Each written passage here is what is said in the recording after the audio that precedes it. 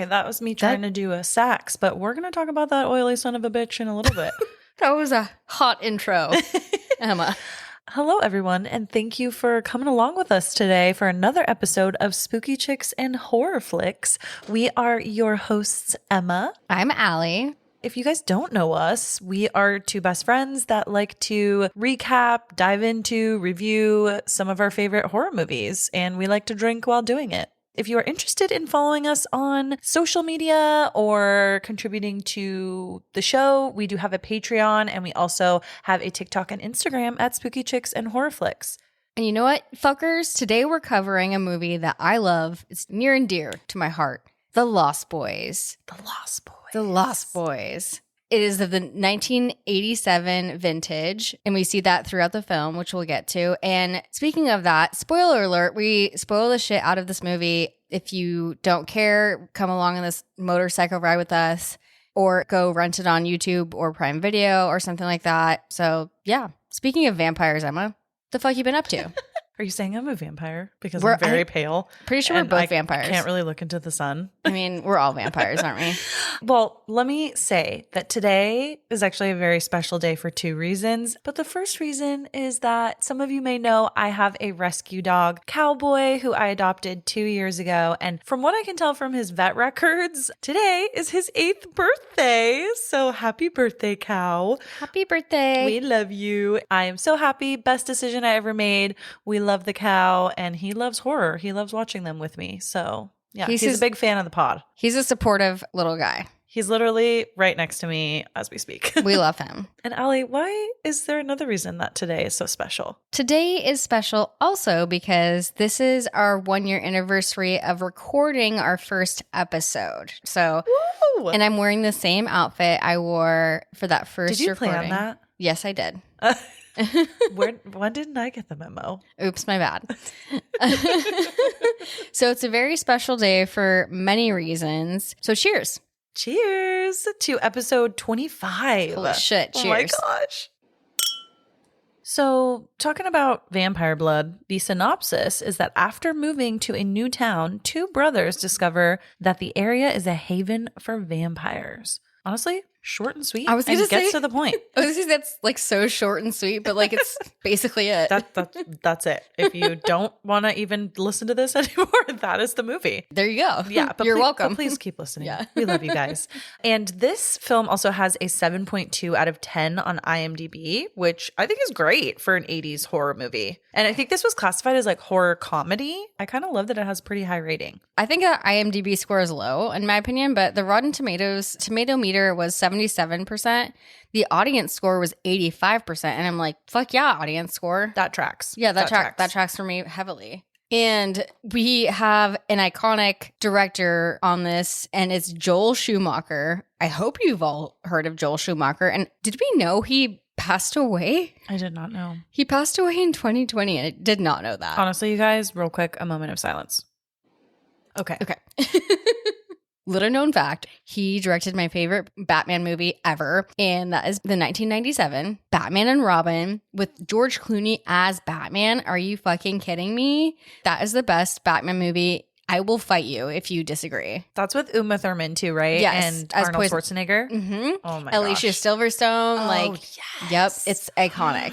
When Joel Schumacher was asked why he did this film, he's like, vampires are hot. They're the only erotic monsters. Frankenstein is not hot. And I'm like, I low-key agree. I think Frankenstein is hot. Oh.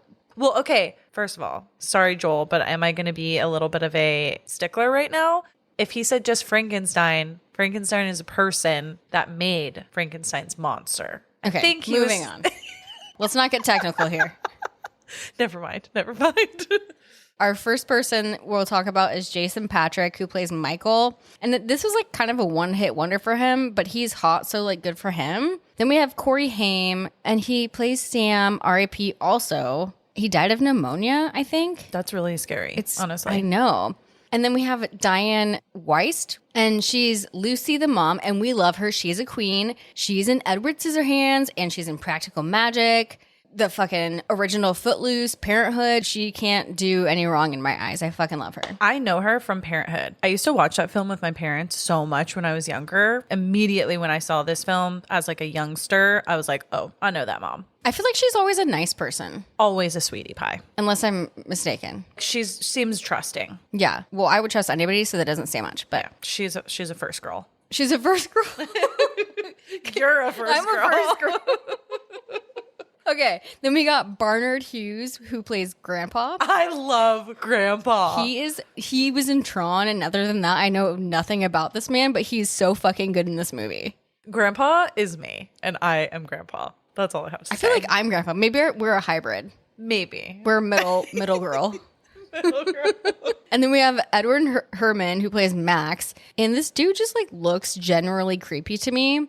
So, and then we have obviously Kiefer Sutherland, who plays David. I feel like he needs no introduction. 24 was one of my favorite shows growing up, and he was also in Stand By Me, and he's fucking Donald Sutherland's son, who we love. And who just passed very recently. R.I.P. Donald Sutherland. This is true. Back to Kiefer. Back to Kiefer. Something weird that I was looking at, Jim Carrey was considered for the role of David, and I'm like, I could not see him as a sexy vampire. And then we have Jamie Gertz, who plays Star. She was in Twister. Also, one random thing too is I just read an article about Jamie Gertz recently that she's one of the most wealthy actors in Hollywood simply because she made some really, really good real estate investments with her husband over the years, and they are doing very, very well for themselves. And even though she's relatively kind of under the radar, especially now these days, like I don't think she's had a lot of like really major roles, if she is even still acting, but isn't that so funny? Good for her. Yeah, great for her. She's also in 16 Candles, which I was just watching the other day. So amazing. Love that for us. And then we have fucking Corey Feldman, who plays Edgar Frog. Also needs no introduction. There's Stand By Me, The Goonies, The Burbs. If you haven't seen the fucking Burbs, I don't know how to help you. And there's that one show he was in about like how he's a parent and it's his family, two half men. Totally wrong actor. That's Charlie Sheen. Why do I keep confusing the two of them? I don't know, but it's okay. I totally thought that was the same guy. They have similar energy. Well, now I don't know if I met Corey Feldman or if I met Charlie Sheen. So Allie thinks she might have met Corey Feldman.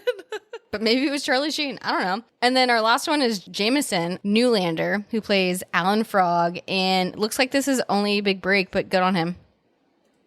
Let's get lost in some fun facts real quick. So something that I think is really cool is that technically this is like a fictional town. It's called Santa Carla, but it is based on Santa Cruz. And every year at the landmark Santa Cruz Beach Boardwalk in California, this film is actually screened as part of the park's free summer movie series. And beachgoers can bring outdoor furniture, supplies, what have you. Alcohol? And I think so, yeah.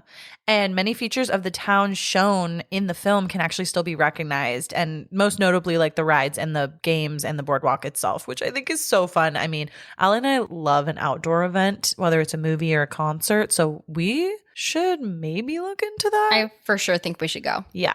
Another fun fact I have is that in the documentary Bloodsucking Cinema that came out in 2007, Corey Haim said that all the blood had glitter in it to give a shimmering effect and that it was actually slimier than all of the fake blood. And I will say I did notice the fake blood just looking weird, like the consistency throughout the film. And I also love that it was shimmery because it's giving Edward Cullen. No, literally, I was like, is this Stephanie Meyer's influence to do this in the book? Yeah, maybe that's where she got her influence from. Wow, way to like she was inspired. Take that, yeah. Or she like copyright infringement. I'm not sure. Did we just open up a hole, Totally. like a Pandora's box? Let's go sue her. Also, 7,000 local residents of Santa Cruz answered the casting call for family types. So there were street people, punks, surfers, roller skaters, and there was one quote unquote brain dead hippie amongst the cast. And some 2,000 were signed for several nights of work on what was the largest film production ever brought to the area at the time. And you can definitely tell as they are in some of the city scenes where they are doing all of their kind of shows around the town and the boardwalk and stuff. There's just so many different types of people. It looks very lively, very eclectic. Another thing, too, is that according to the writers, the name of Lucy, who is the mother in this film, was chosen to reflect Lucy Westenra from Bram Stoker's Dracula. Allie, have you ever read that? Yeah, dude. It's so good. And I also love the film. So do I. With Gary Oldman. Amazing. We got to do that one soon. Yeah, we do. And rounding things out with a couple last ones, the name of the Frog Brothers, Edgar and Allan, are actually a reference to Edgar Allan Poe. He was a well-known writer of horror fiction. Something I love about this film is The Lost Boys. What do you guys think of when you think of The Lost Boys? Immediately Peter Pan. Peter Pan. And that name and the influence of being young forever is just throughout this entire movie. And I'm just like, I don't know. I fuck with Peter Pan. Same. Allie, I had the exact same thought. And it's probably because we are also both like Disney people. That's true. We love Peter Pan. We love the story of it. And I actually have another reference, I think, in here to the film Hook, which, if you guys remember, was like a maybe 90s kind of take on Peter Pan with starring Robin Williams. But like The Lost Boys and being just tying it back. I love how they called it this because like being young forever. And that's what vampires fucking, if you think about Interview with the Vampire, Totally. Kirsten Dunst is fucking 12 or whatever forever. That is one of the main draws, I think, of being a vampire to a lot of folks. Yeah, but what happens when you get turned vampire when you're like 89? I would fucking riot if someone did that to me. That's all I have to say. All right, friends, let's get a little less lost and dive into this film now. Does that sound good to you? Love that. So we open this movie with an amazing aerial shot of Santa Carla at night over the water with Cry Little Sister playing, which I believe was a song actually written for this film. Was it? I think so. Oh, sick. And we see David, who is played by Kiefer Sutherland, and his vampire gang. We don't know that they're vampires yet, but we see them confront some guys on the carousel, and a security guard ends up breaking up the fight.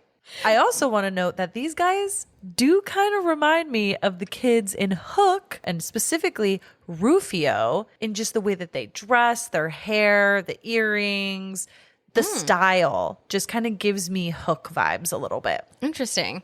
The main guy, David, is like low-key bothering girls, like touching them. That's rude. Inappropriate. Not acceptable. It's not acceptable. And the security guard is like basically saying, no vamps on the boardwalk. And David is like, word boys, let's go.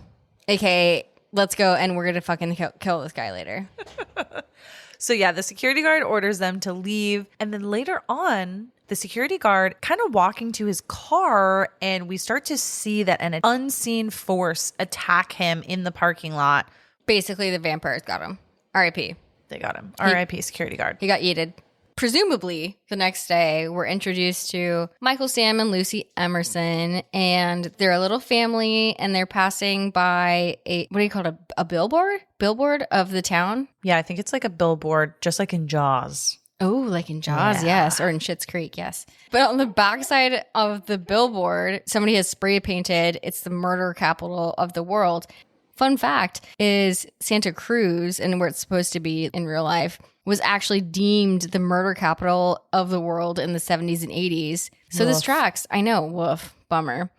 I just have to say that little Corey Haim is such a cutie pie, and I love his fun outfits. He seems like he has a really cute little bright style, and I just love it. And I also love the montage of the town as we're going through this scene when they are kind of driving in for the first time, and we get to see all the quote unquote strange people. One of my favorite songs is playing in the background, not by The Doors, but it's a rendition of People Are Strange by The Doors. And it's amazing. And we see all these people that are deemed strange throughout the streets of Santa Carla. Got it. You got it. And it's a bunch of like tourists and post-punk people just walking around the boardwalk and riding rides and shit. And this is so random. I don't know if you picked this up, but Michael walks up to one of these strange people on the boardwalk and says, "Hey, are there any jobs in town?" And he's like, "Nothing that's legal." I didn't clock that. While this is all happening during this montage, we see a bunch of missing people posters and signs and stuff throughout the town. So that's very important. Oh, you know what that reminds me of? All of the missing children signs in It. Yes. I know. Yes. Yes. And so the Emerson family, they arrive at Grandpa Emerson's house, Lucy's dad, and they immediately see that it's a super eclectic house. It's very funky. It's full of taxidermy and like really eccentric decorations. It's like a shitty house, but in a very like hip way. I would live there. It's a vibe. It's definitely a vibe. Yeah.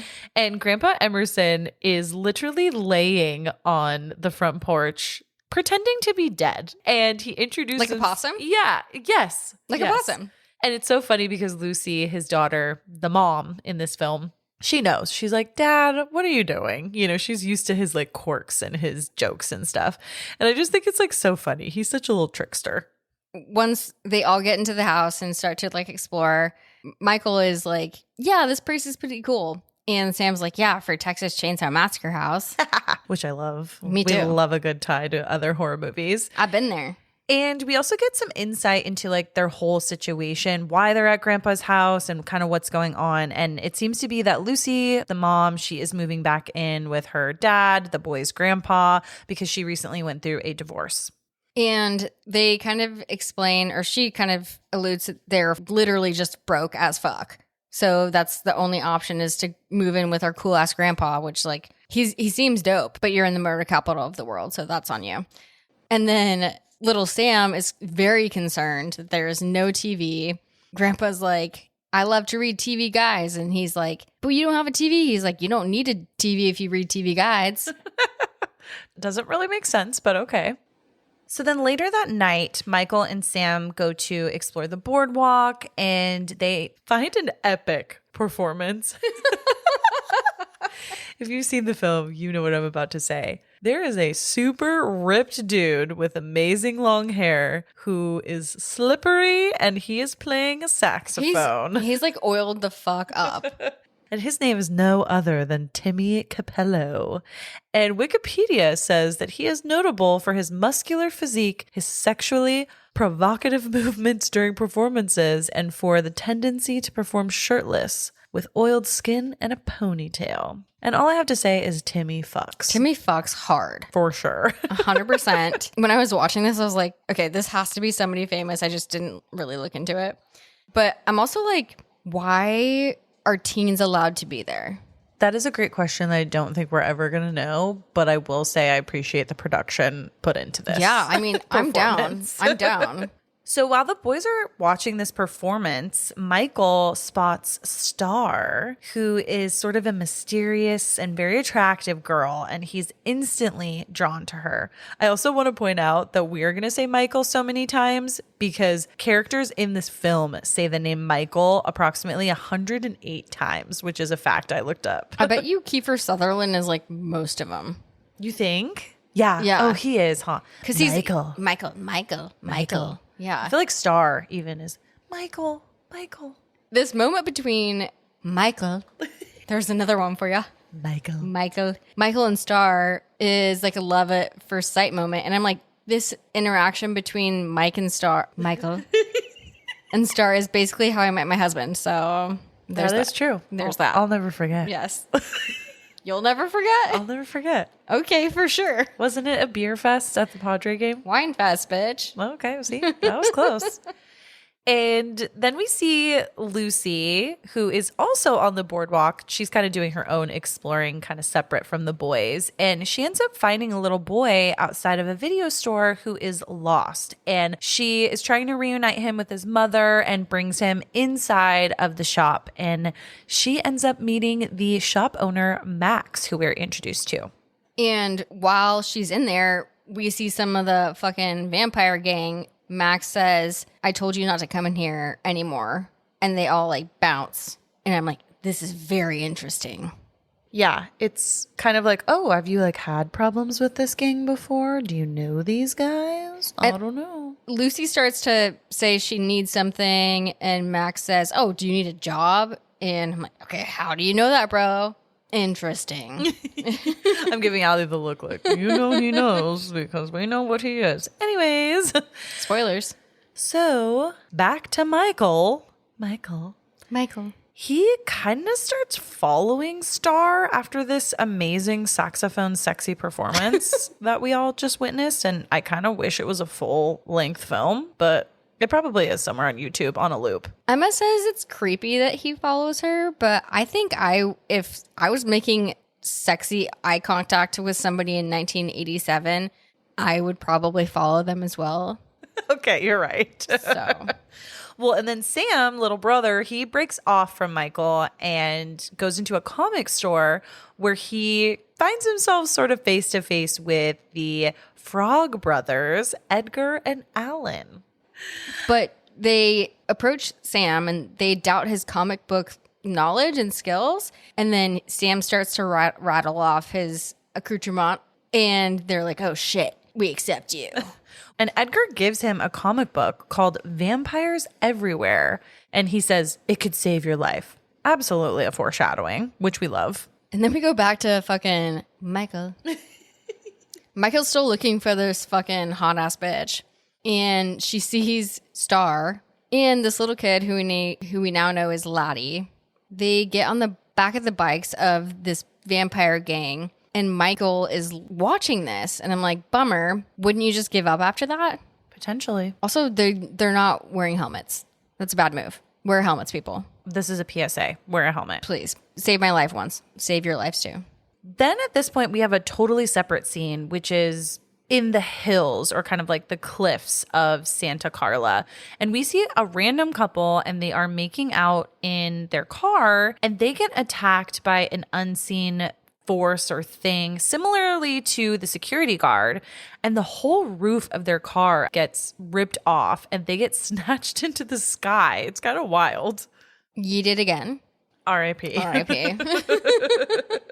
And then in a very drastic turn of events, we go straight to like daylight and Grandpa is showing Sam his bitchin' ass car and he's like, okay, let's go to town.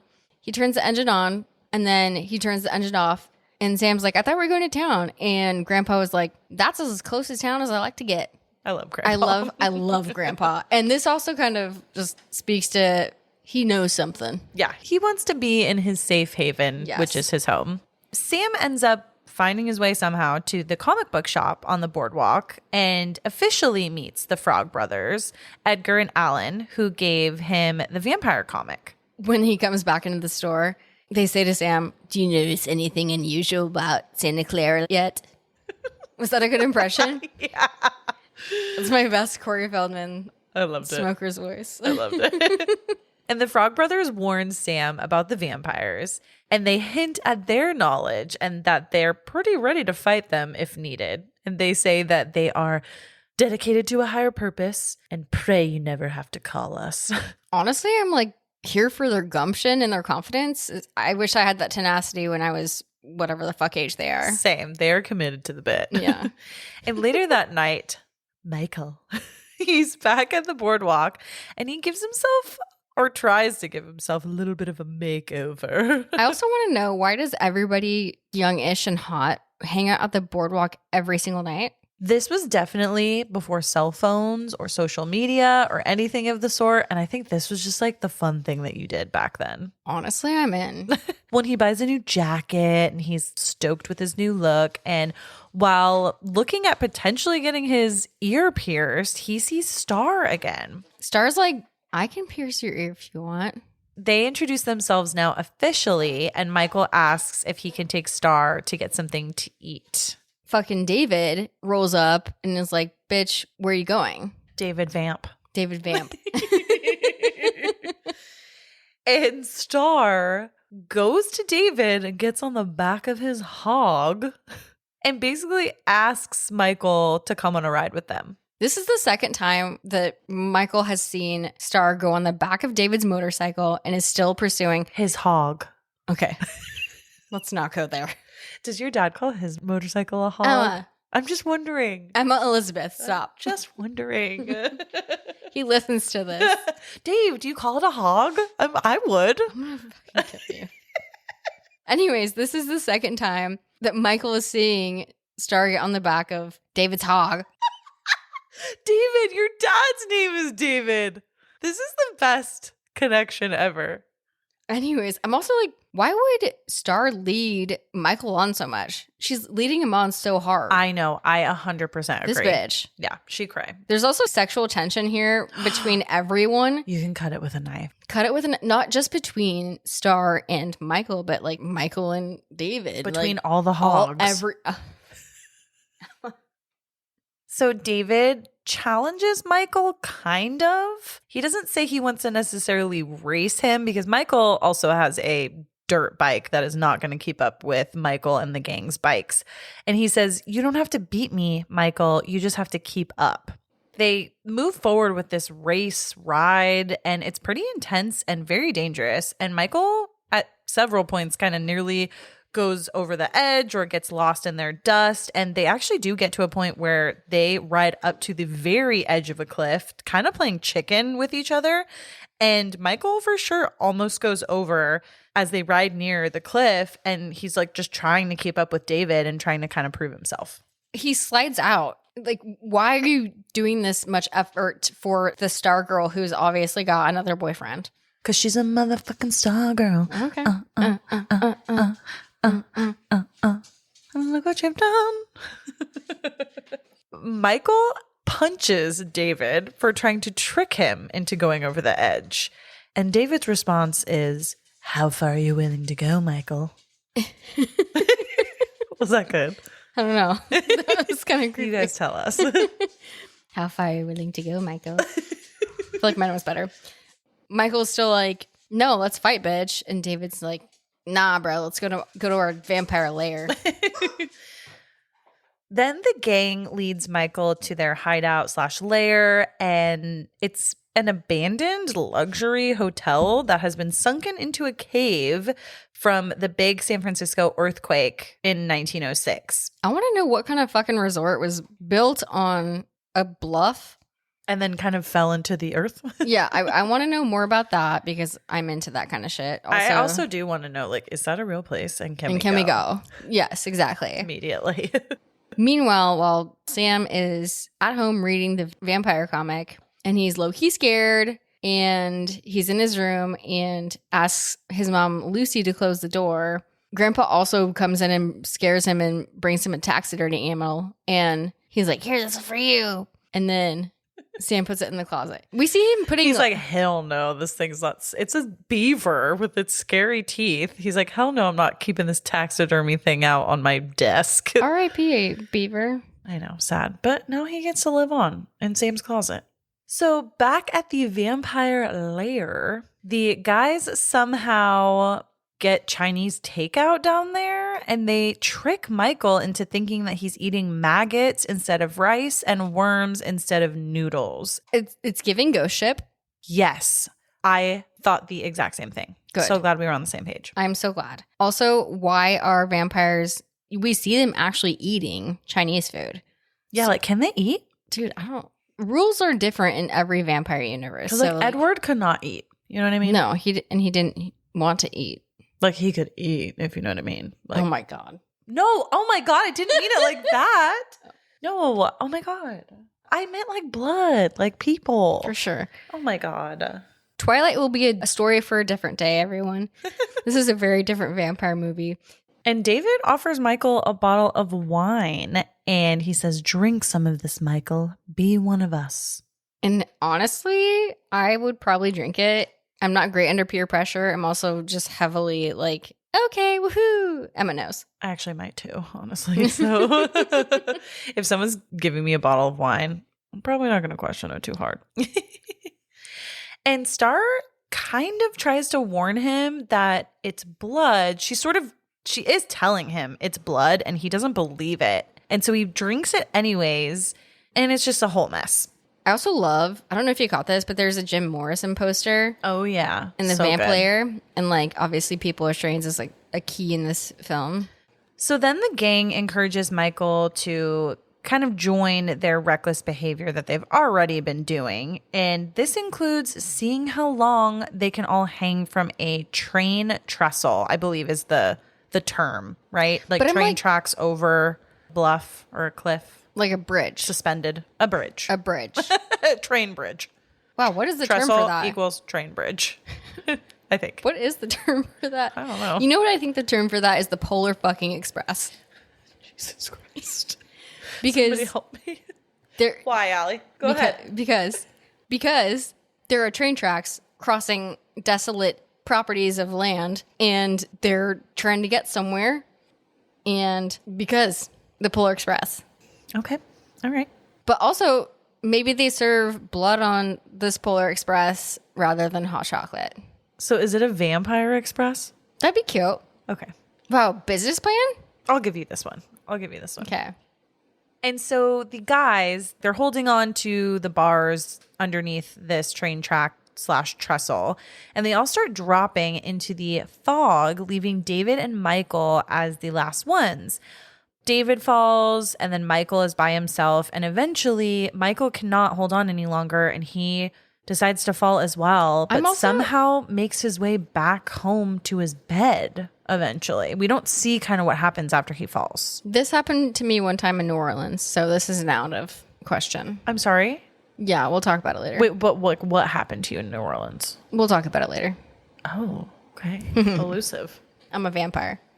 Then the next day, Sam wakes up Michael, and you can tell Michael is experiencing these weird changes. He's got kind of heightened senses and definitely a sensitivity to sunlight. It's also very late. He has slept in through most of the day, and I believe it's like 2 p.m. He looks hungover as fuck. He's also wearing sunglasses inside during the day, which I can heavily relate to. You are definitely a vampire. And Lucy calls the boys asking if she can go to dinner later with Max that night. And Michael needs to kind of watch Sam. And so Michael reluctantly agrees.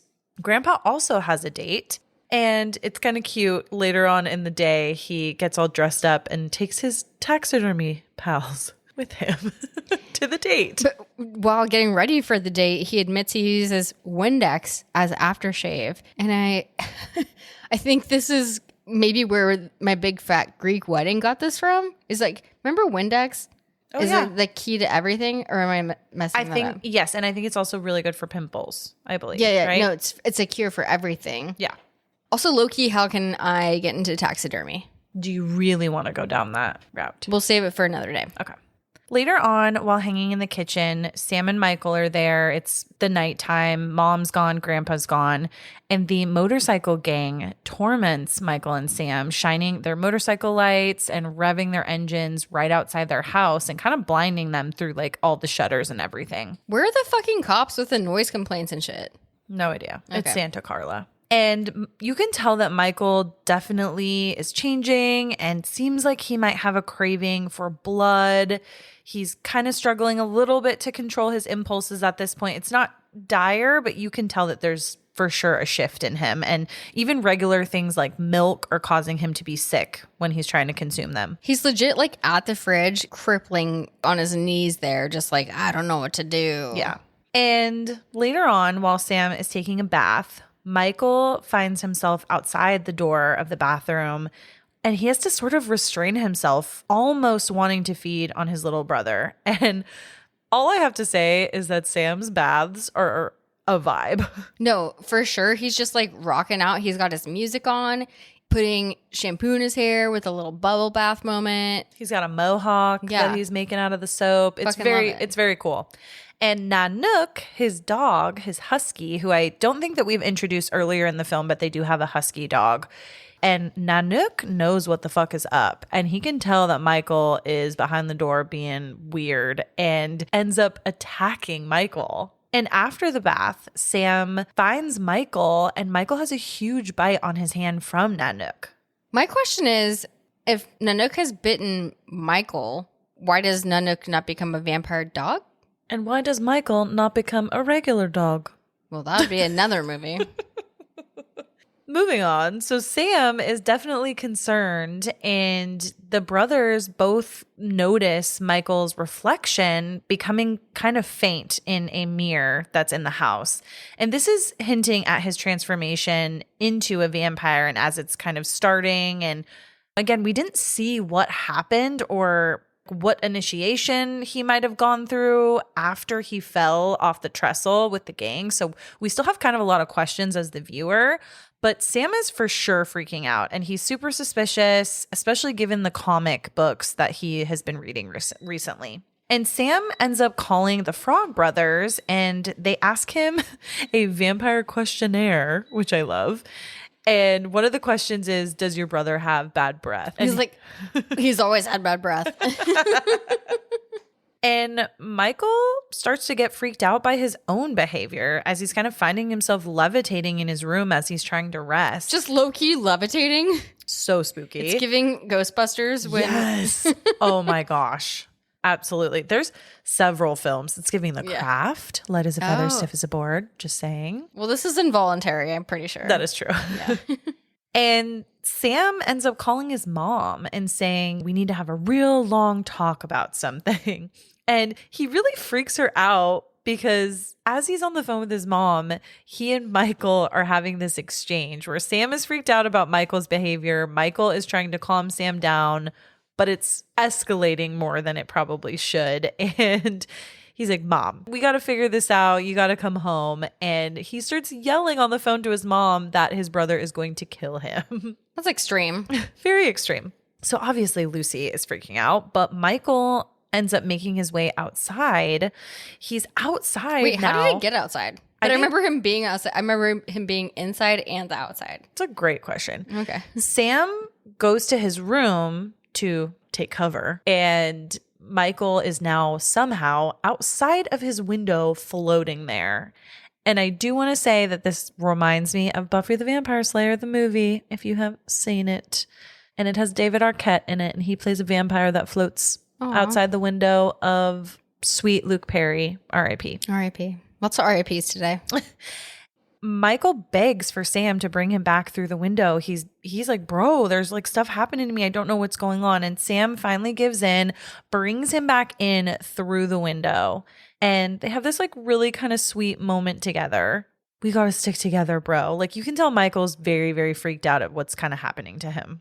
And when Lucy rushes home, Sam tells her that he's all good, everything's fine, and that he just got carried away by a horror comic. And she's obviously super upset that they called her because of that. Like, that's obviously not a good reason. Fucking, you just saw your brother float in the air. Tell her, because you just dragged her away from this date. That's cock blocking. That is cock blocking. Yeah, that's rude.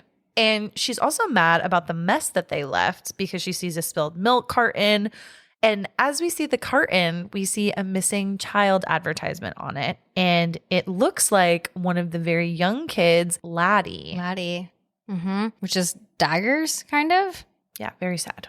And Sam that night, obviously he's like trying to stick up for his bro, but he's also like, fuck, my brother's a vampire. So he asks to sleep in his mom's bed and he's wearing garlic. She's like, what's that smell? He's like, nothing. Wait, I love that part because he's wearing a robe with a garlic necklace underneath it. And she's like, oh God, something stinks. What's going on? And you just see him sort of freak out and then try to cover the garlic necklace even more. It's so funny. It's a great scene. I wonder who came up with the garlic thing, but like, I know, where did that come from? Let's uncover that on a different day. Yeah, we should do some more research into like vampire lore. Yeah. Okay, moving on. So then we get a shot of Max because his date has been so rudely interrupted with him and Lucy, and he's walking back to his home. And it seems like he has a gate and then a walkway that kind of leads up to his front door. And he's on his walkway back to his place, and some sort of weird things are stirring up in the air. We don't see anything, but the wind is kind of blowing a little harder than usual. And we see he gets hit with a random kite that looks like a bat. And then the same thing happens to him that happened to Michael and Sam, where he sees a bunch of motorcycle lights flood the front of his house. And that's all we see. And then it stops. It's very random. Okay. Is it just me or does the kite look like something from like a Tim Burton movie? Yes. Okay, cool. I thought the kite was cute as hell. I would buy I'm like, that's a bat kite. I would buy that bat I need the bat kite to match my bat pack. Mm-hmm. I like bat things. Later on, Michael goes to the cave kind of vampire lair thing, and he's trying to look for Star. He's trying to get a little more information of like what's going on with him. And he does find her there. She's there alone, and she tells him that she can't tell him what's happening, but she kind of basically tells him without telling him, like, bro, you're fucked. And then this evolves into some kind of 80s sex montage scene With double exposure. Yes. Oh, here's some moody light, and here's some hair, and here's like Some caressing. and like a side boob. And I'm just like, how 80s can we get? I love it. And we get the classic song that is on the soundtrack, Cry Little Sister. But it's like playing again. It's like that shall not him. Yeah. I did a good job, yeah. That was great. And I hate his dumb earring because he has an earring now, you guys. That was also one of the main changes. Did we see Star pierce his No, ear? we don't see it, but it's obviously inferred. They obviously they've been coitaled. And post that, they're in bed, and then fucking Michael leaves her, and I'm like, okay, tooted and booted it. And while he's leaving the lair, he looks at his hand, because remember he has this dog bite on his hand, and it's magically been healed. Because he's a vampire. Yo. And so the next morning when Michael gets home from his little rendezvous with Star. His toot it and boot it. His toot it and boot it. His mom asks him, Michael, aren't we friends? Like, she's trying to really approach the subject of like, what's going on with you, bro? Because I can tell some things are weird. And he does end up blowing her off. I mean, he's got some bigger fish to fry. And when he gets inside, he's wearing his sunglasses again, and he sees Sam and his grandpa in the kitchen, and they are having breakfast. And I love this part because grandpa immediately, he's also wearing sunglasses, and he says, wow, looks like I'm not the only one who got lucky last night. God, I fucking grandpa. If a grandpa ever said that to me, my grandpa, I would be horrified. I'd be horrified, but I love this for this grandpa. I do love this. Makes me he's so just happy. so charming. It's literally the best. And then later that day, Lucy, the mom, takes Sam to go to Max's and like drop off a apology bottle of wine and blah, blah, blah. Like, oh my gosh, like, you know, we had a bad date. Here's a bottle of wine. And as she's walking up to Max's place to like just leave it on the doorstep, she gets attacked by the fucking dog Thorn. And that's not a good sign. This part gives me Cujo vibes. Yes. Because Lucy, the mom, she has to climb over a little fence and get back into the car with Sam in order to feel 100% safe from the dog. And that's kind of similar to a scene that happens in Cujo. So it definitely gave me parallels there. And then the scene quickly changes to Sam, and he's now back with the Frog Brothers, and he tells them that the dog attacking his mom was kind of like the Hounds of Hell in the comic books that he's been reading, the vampire comic books. And the Frog Brothers are just like, kill your brother. You'll feel better. Just so nonchalant about it. And then they tell him that if they kill the head vampire, any half vampires will return to normal.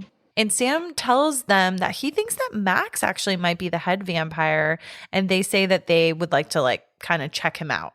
He said it all started happening, like all of this shit started happening after his mom Lucy went into Max's video store. And he says Max only comes over after dark, and vampires apparently require a dog protector, which aka Thorn. I don't know who created the rules for this movie about vampires, but I have heard the Hounds of Hell thing though before. I mean, we kind of run into the similar situation in The Omen. Remember where but that's not a vampire situation. True, but I think that there's some overlap there. So he's just like, yo, it might be Max. Yeah. And it's funny because Max is coming over, and he and Michael have a very weird exchange at the front door before Max actually crosses the threshold to come in. Yeah, Max is like, aren't you going to invite me in, Michael? So he's obviously now been invited. Max has now been invited in. Also, just food for thought. We don't know if he's a vampire yet. Can other vampires let other vampires into a house? It's a loosey-goosey rule See? / question. We don't I know. want more. I needed like a handbook. Yeah, we need more info. Yeah. And it's funny because Edgar and Alan also end up joining them for dinner so that they can check Max out. And they do a lot of funny shit. But like also when Max gets into the house, he just kisses Lucy. Okay, aggressive. In front of her sons. Literally. The nerve. So during dinner, these little fuckers who I support, Who we fully support. are trying to do all these tests on Max to see if he's like a vampire or not the lead vampire. They give him quote unquote Parmesan cheese. And he's like, yeah, I'd love Parmesan cheese. No, it's just straight up garlic. And he takes it. He starts to choke a little bit, but he's just like, oh, okay. Was not expecting garlic. And he passed that one. And then for some reason, I don't remember what the circumstance was. They throw holy water on him. And he's just like, what the fuck? Max passes all of these weird ass tests. And he's like, had it with it. And he's like, Lucy, my girl, I'm going to take you on a childless date tomorrow night at my house where I will cook.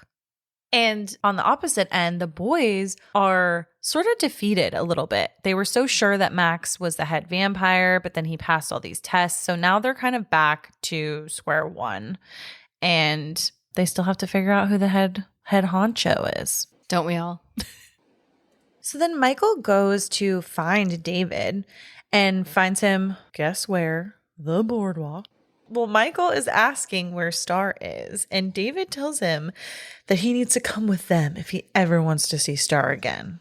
I'm like, still like, why does Star have a chokehold on you like this? This bitch has done nothing for you. Yeah, maybe she like sat on your wiener, but yeah, maybe you guys had a double exposure sexual montage with an 80s song playing in the background, but that doesn't mean that you need to give up your whole life for her. Yeah, exactly. This proves nothing. Like, she's hot, yeah. Yeah, but she also basically made you half of a vampire. So, like, think about that, Michael. Yeah. Michael. Michael goes with David and the gang. They post up in a tree watching a group of teens have a bonfire. And these were the same teens that were at the carousel at the top of the film. That were, like, harassing the vampire gang? Yeah. Or, like, having a tiff. When I was watching this with my brother David, he called them the Surfer Bros. And they are the quote-unquote surf Nazis, which kind of tracks for Santa Carla. Hey, I got it right. Because it's a huge surfing town. They seem like they're potentially like the vampires versus the wolves, like in Twilight. So they have beef. And we see the vampires just watching from the tree. And the vampires brutally kill the teens or surf Nazis, whatever these people are. And this kind of showcases their strength, their savagery. And Michael is absolutely horrified at what he just witnessed. And he's sort of now realizing the true nature of the vampire gang that he's now involved with. He did this to himself, by the way. Absolutely. Okay. And this is also where we see fangs for the first time. And they're not good fangs. They're spooky. They're not like good though. Oh, you don't think so? No. Also, David literally bites into this. I don't know how to describe this. Imagine a pumpkin. He bites into the top of it. And imagine the top of the pumpkin projectile juicing out of the top. Yeah. He bites into someone's head like that. Yeah, that was kind of surprising coming from the top of a head.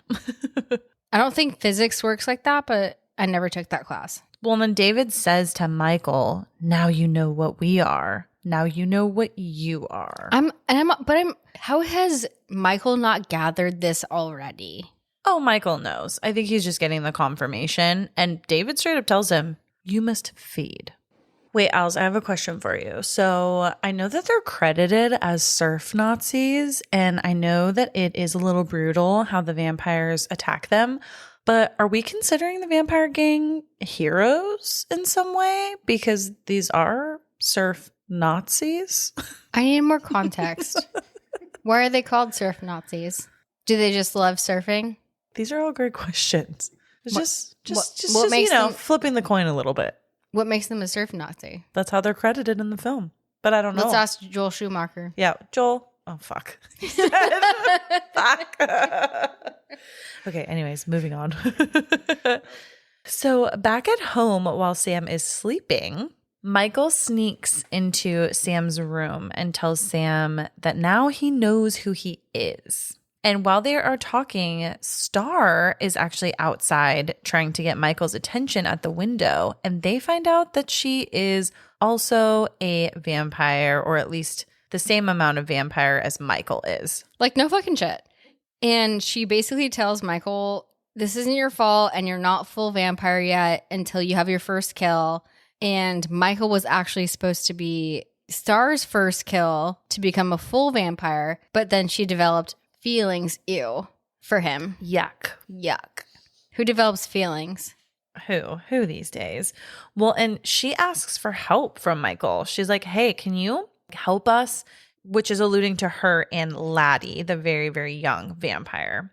And Sam, terrified by Michael's transformation, at this point is like, okay, now I really need to seek help from my friends, the Frog Brothers. I fucking love the Frog Brothers. I love that that's their name, the Frog Brothers.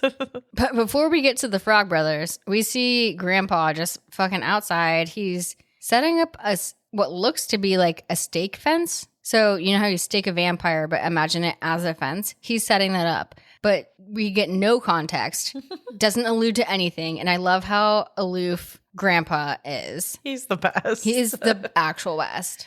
And the Frog Brothers agree to help, and they start to sort of devise a plan to confront the vampires. And they end up driving to the vampire lair with Sam and Michael to try and get at them during the day.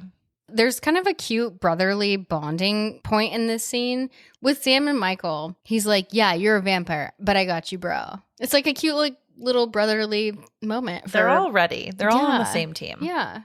And when they're in the lair, they find Star sleeping, and they find her first. And then as they're exploring more in this cave lair area, they do find the rest of the gang. And they're hanging like bats. It's very spooky. Edgar, one of the Frog Brothers, he is like, okay, we gotta stake these vampires. We gotta kill them. And as he stakes the first vampire, they all end up waking up and freaking out. And then it becomes this big old like mess. The funniest things to me in this movie is when Edgar which is Corey Feldman. Yes, Corey Feldman. He's like staking the vampire. He sounds like a fucking 60-year-old that's been smoking since they were 11 years old. And meanwhile, he's like 14. He's like, first come, first staked. I think I did that pretty well. You did that really well. He also has a lot of funny little like one-liners. And again, I think, Allie, you can agree that there's lots of holes in this vampire lore. Like, can we get some more information on why they're hanging upside down versus in a coffin? I don't understand. I think we need a manual, like a correct manual. Yes. Someone needs to be the guiding force. Yes. The North Star for all the vamps. Yes. The boys end up narrowly escaping as Sam gets dragged into the sunlight with David kind of holding on to one of his shoes. And David's hand, as it kind of goes into the sunlight a little bit, does start burning, and he retreats back, thank God. But then David vows to them that he's going to get them tonight. That's a bad thing, though. Yeah. Yeah, of course it's a bad thing. Yeah, he's going to get them tonight. Yes, it's very much a bad thing. Cool. Sounds good. They're basically like, here's your impending doom is happening. Sounds great. That's awesome. And at this point, Michael and the good guys, I want to call them the good guys, they escape the cave. They have Star and Laddie with them in tow, and they all leave and get back to the house. They're trying to keep Star and Laddie as safe as possible while also kind of preparing for this vampire gang to come back and get them, which is a bad thing. Fuck you. Yeah, I love you. But when they all get back to the house, Grandpa is also there. Some of them are covered in blood, and they're all just like, hey, Grandpa. Yeah. Grandpa's just like, cool. Go on with yourself. Word. Yeah, word. And Sam goes to the video store to try to warn his mom about the vampires. And of course, she doesn't believe him. This is giving me Mom's Got a Date with a Vampire vibes from Disney Channel original movie.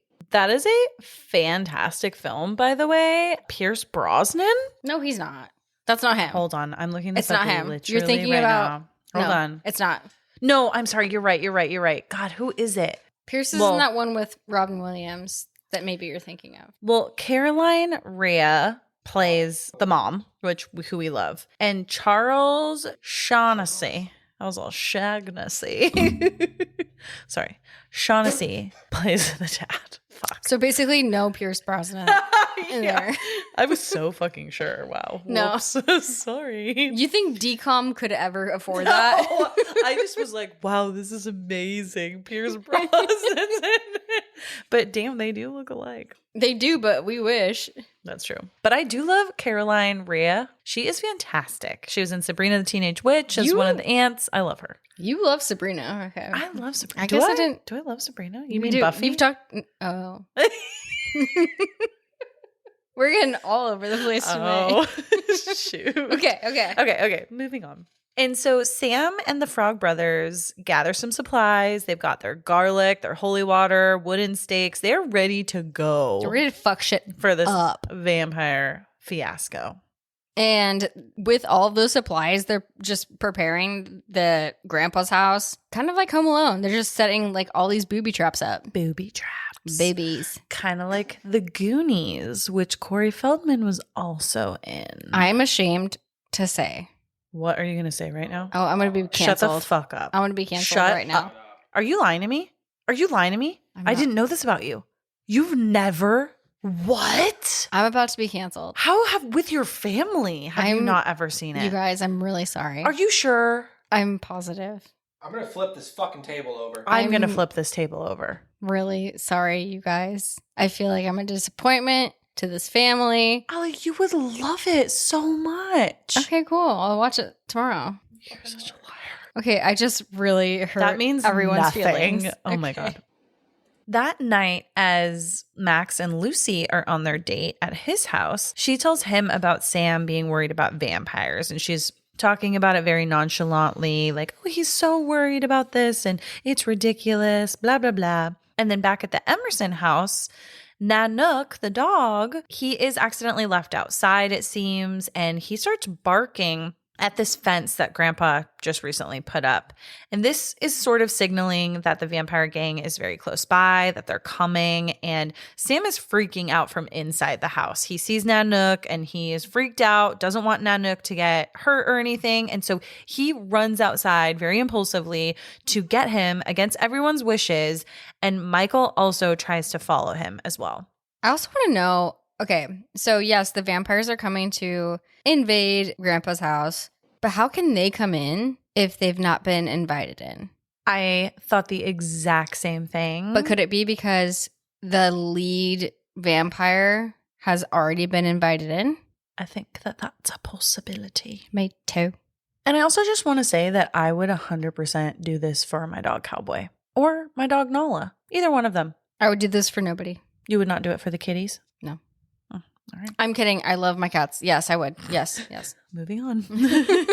I would do anything for my cats. Well, and so surprise, surprise, vampires show up and they attack the Emerson house in a series of intense battles. The different vampires in the vampire gang are sort of having these one-on-one fights with different people from the good guy gang. And each vampire is killed, thankfully, through different means. We have one that is sort of killed with holy water. We have one that is killed with a stake. And then, we also have one where Nanook actually assists and pushes one into the garlic holy water bath, which I love. Yeah, and like all of these vampire deaths result in plumbing and electrical issues. Yes, absolutely. Like this is a problem for we have SDG&E, so whatever their equivalent is. Well, and I also think it's fantastic. Sam does shoot one in the eye with a holy water squirt gun and then shoots him in the chest with an arrow, kind of staking him through the heart. And he backs up and he runs into like the family stereo at the Emerson house and malfunctions it. And there's all these sparks like flying and his head ends up exploding. Yeah. And I just love that. I forget who says it. I think it's Edgar. He's like, Death by stereo. He's got his classic one-liners. Yeah, he It's does. fantastic. Then we see the classic final kind of battle, sort of, David and Michael. And they have this epic fight scene in the living room with some really nice red mood lighting. We love some mood lighting. We do. And while all this is happening, David is still like, Michael, still be one of us. You can be one of us. And I'm like, okay, stage 5 clinger. Yeah, like it's time to let go. And Mike is like, I don't want to be a killer. And Michael ends up staking David with several of his grandpa's antlers. So in his taxidermy room, he basically shoves David into the antlers, resulting in his death. Drama, first of all, yes. Also, how is Michael stronger than David, since David should be a stronger vampire? Questions for another day, okay? Maybe his will to save his family and because he does have like a little bit of vampire in him. He's a young one. He's a young one. Okay. Yeah, he's young and spry. Just like snakes, how young snakes are more venomous. Ugh, yeah. I loved that. I also, the indication we get is that the normies and David, The good gang. the good gang, basically feel like David was the head vampire. So now we've defeated the head vampire and we're like, oh, cool, cool, cool, cool, cool. But if the head vampire has now been killed, then why are all the other vampires that are like halfies still vampires? Like Michael, Star, Laddie. Yeah. They're basically like, we don't feel any different. Yeah. So we don't think anything's changed. Bummer. But then Max and their mom, Lucy, arrive at the house and Max reveals himself to be the head vampire. He is harnessing all of these powers for all of these other vampires. And he's asking Lucy to basically become the queen vampire, to be their mother. Yeah, and he explains that his plan was all along was to turn Lucy and her sons into a great big old vampire family. Little vampire orgy. Oh. Max also says, like, inviting a vampire into your house renders you powerless. So at least we get to answer to that question. Yeah. Well, and even Star is like, oh shit, you were the secret that David was protecting. So she didn't even know that he was the head vampire. And I love this part. Edgar says, it's the blood-sucking Brady Bunch. It's so good. No, and legit, like, fucking Max is saying to Lucy, take my hand and it'll be okay. Just, like, surrender to me, bitch. Yeah, he's like, your sons killed my sons, but like we can still be a happy family. That's fucked up. And right as Max is actually about to bite Lucy, fucking grandpa, crashes through the house with his car, killing Max with a fence post through the heart, causing a huge explosion. Then, the fucking icon he is, Grandpa immediately goes to the fridge to get a Coke. And he says, one thing about living in Santa Carla, I could never stomach all the damn vampires. But why would you not fucking tell your family that just moved here from Phoenix about vampires in your fucking city? However, that's the end of the film. Finn. Allie, what were your thoughts? I love this movie so much, and it reminds me of summer and how hot vampires are. And this was Twilight before we knew it. I loved it. I always love it every single time. And the soundtrack, even though there's like 2 songs that are recognizable, that's what that one called? Cry Little Sister. That one? Yeah. And then People Are Strange. Yeah. Iconic, just like the summer film. This movie also seems like an allegory for teen peer pressure and like drugs and everything in the 80s. I just love when movies try to do the art imitates life thing, because I think this did this really well with the missing children and the peer pressure and all of that stuff. So I thought that was beautiful. And also shout out to my brother David, who gave me a lot of insight onto this film. Thank you, David. Emma, your thoughts? This film to me was just completely a lot of fun. I have loved it since I was young and first saw it, and I still love it to this day. I really enjoyed watching it with the producer and just recapping it again with you now. I think it was fantastic. Joel Schumacher did an amazing job. It is a classic for a reason. It has a lot of classic actors in it, but it also has a lot of great one-liners. It has a lot of, I feel like in the horror community, there are a lot of odes to the Lost Boys and a lot of references, a lot of merch that people rock, even when it's like David eating Chinese food out of a Chinese to-go box. Like just little things like that that have sort of framed my childhood and helped in my love of horror, if that makes sense. Well, and especially since we grew up in California, I think it means a little bit more to us. And like we've been to Santa Cruz and we can picture like those things. And I don't know, also too, if I just have a soft spot for vampire movies.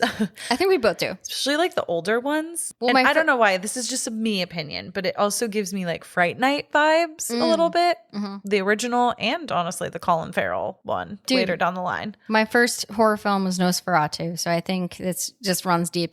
We love it. I also love What We Do in the Shadows, both the movie and the show. Yes. And I love that vampire stuff will never die, literally. Also, I don't think this movie was like scary.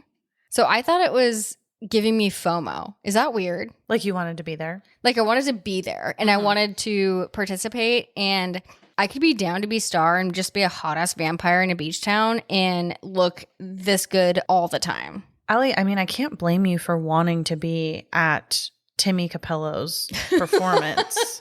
Very hot. His oiled up body. Yeah. Okay. The muscles, the ponytail, the oil, the voice, the sax. The sax. We just love him. And what was your favorite scene? Bitch, you know what my favorite scene was. Anything with Grandpa. Probably when he fucking kills Max. But literally anything with Grandpa was my absolute favorite scene. I concur with that because my favorite scene was when Grandpa is in the kitchen with his sunglasses on, like Michael, and they meet and he goes, he's like, ooh, I see somebody else got lucky last night. Grandpa is a fucking icon. Grandpa's a legend and we fuck with him. We love Grandpa. So that was our film, you guys. I hope you really enjoyed it. I hope you enjoyed our discussion on it, and take some time and watch this amazing classic. It's just so good. As a reminder, if you guys are wanting to follow us on social media, we do have a TikTok and an Instagram at Spooky Chicks and Horror Flicks. And if you want to support the podcast, you can find us on Patreon, where we have a lot of great benefits, behind the scenes content. We have an official Spooky Chicks Horror Flicks book club. And if you would be so kind, if you love the podcast, please give us a 5-star rating wherever you listen. Please tell a friend, tell someone in the horror community that you're a fan. And we want to keep this podcast growing, this community growing. We've had such a great time getting to know all of you, and we're going to keep it going for years to come. And on that note, happy 1-year recording anniversary. Cheers, you guys. Woohoo!